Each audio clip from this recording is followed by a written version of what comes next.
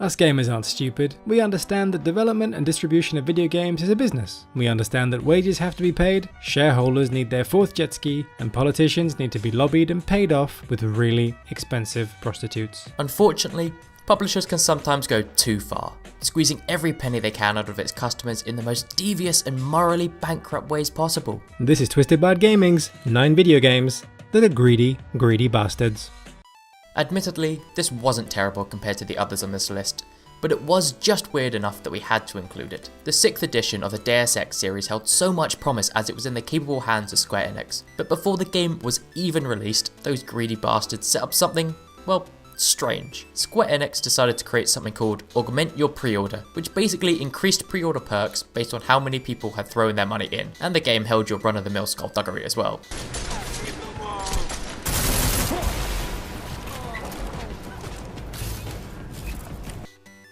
Mass Effect 3 is a bit of a weird one. In comparison to today's games, it's pretty damn tame, but we feel that this is one of the pioneers of microtransaction culture in AAA video games. This game allowed you to exchange real money for MP credits that you could use to buy packs for those sweet, sweet multiplayer perks. We know that it's been done much worse since, and it's now the industry norm, but it was thanks to games like Mass Effect 3 that this practice turned from a boardroom's wet dream to the mess that we find ourselves in today. We're still on cleanup.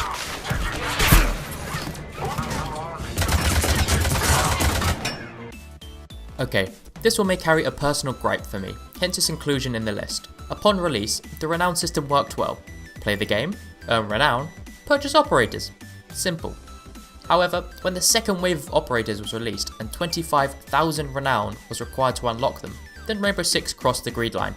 TM. A casual gamer would not have that time in order to unlock and enjoy the majority of operators added after the initial release, and realistically is forced to purchase them, which, as well balanced as the operators are, just feels really, really greedy. You greedy bastards.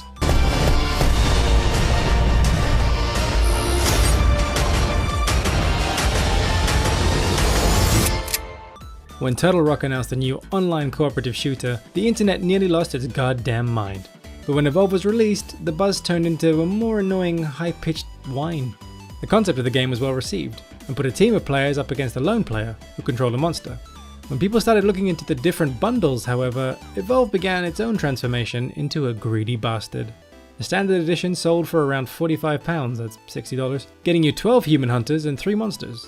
That's all well and good, but if you bought the digital deluxe edition at £60, $80, that got you an extra 4 hunters, 3 monster skins. And if you got the pre-order edition of this edition, you got an extra monster. You're following me, right? Good, because now it gets worse. If you bought the PC Monster Race editions at £70, that's $100, you got an extra 4 hunters and 2 extra monsters. There's actually a total of 8 different ways of parting with your money before the game is even in your hands. Evolve has one of the most backhand ways of making us fork out that dosh, because you need an Enigma device just to decode its pricing structure. Either way, Evolve quickly faded into obscurity, which is why it didn't place any higher on this list.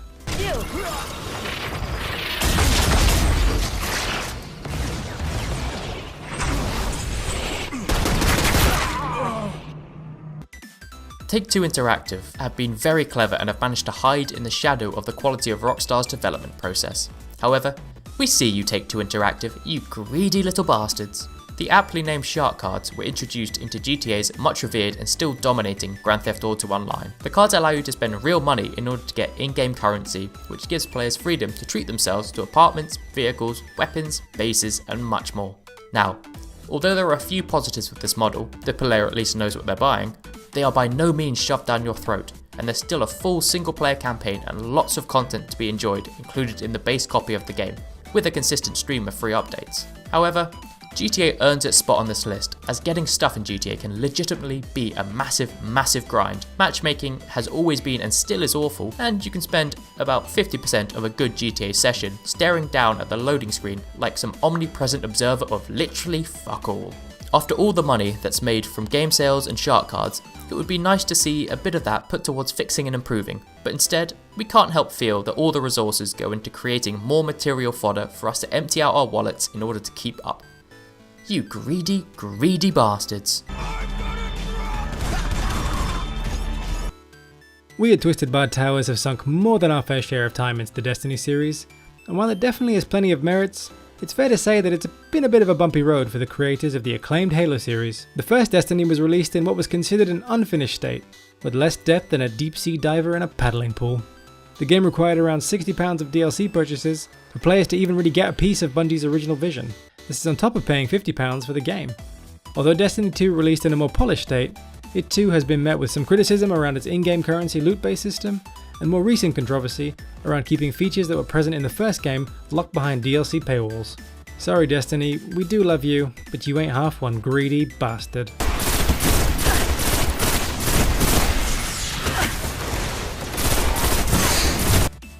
If you ask gamers to choose their favourite Call of Duty, then you'd most likely be told Modern Warfare, the fourth major addition to the franchise and a huge turning point for the gaming industry. Such a defining game is fondly remembered by all those who played it. So when Activision announced a remastered version, the proverbial shit hit the fan. However, it wouldn't be on this list if something wasn't amiss.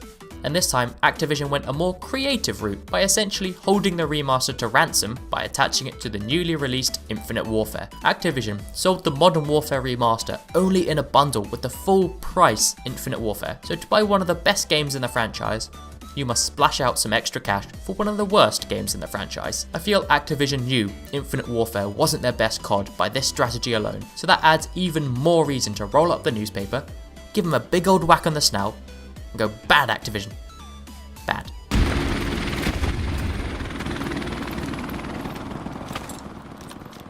Enemy UAV is airborne! Now there's been so much coverage of Battlefront 2 that we don't want to rehash the same old points over and over, but we couldn't not include this game on the list. Gamers declared Battlefront 2 as the game so greedy, they finally decided to do something about it, which got the attention of lots of people, and the game has struggled for relevance since it came out. There. Enough said.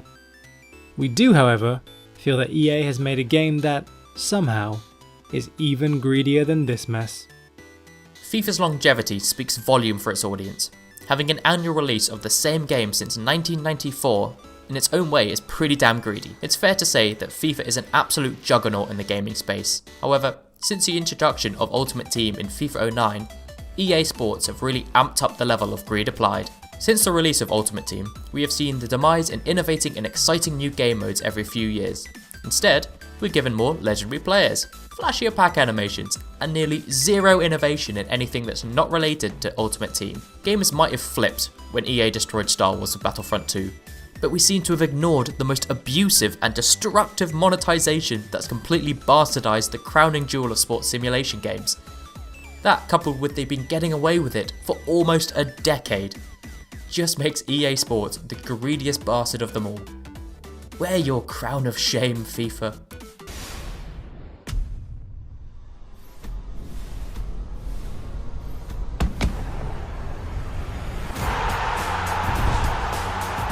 That was Twisted Bard Gaming's 9 video games that are greedy bastards. What do you think of the games on this list?